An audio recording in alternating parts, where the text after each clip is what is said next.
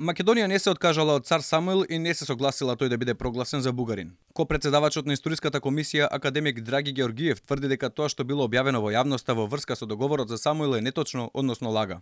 Но она што беше објавено во однос на работата на комисијата е апсолутно неточно во однос на содржината на текстовите кои се усвоени за заедничко чествување.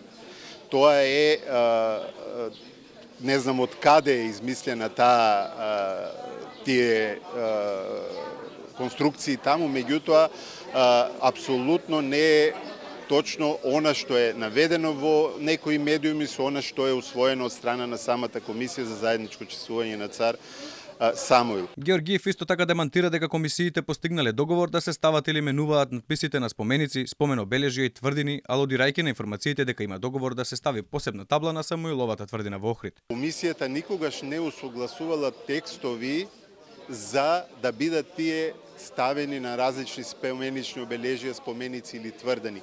Реакцијата на Георгиев следи откако во медиумите беше објавен фамозниот француски предлог во кој стои дека историјата ќе биде услов за преговарачкиот процес, а Скопје се обврзало да ја почитува веќе освоената формулација од заедничката историска комисија во врска со цар Самуил како бугарски крал, што подразбира менување на надписите на спомениците и лекциите во учебниците. Ке следи период од 2 години во кој комисијата ќе треба да донесе заклучоци и за останатите историски личности. Поред него постои само еден договор за Самуил и тој од 2019 година, и тој нема врска со тоа што е објавено.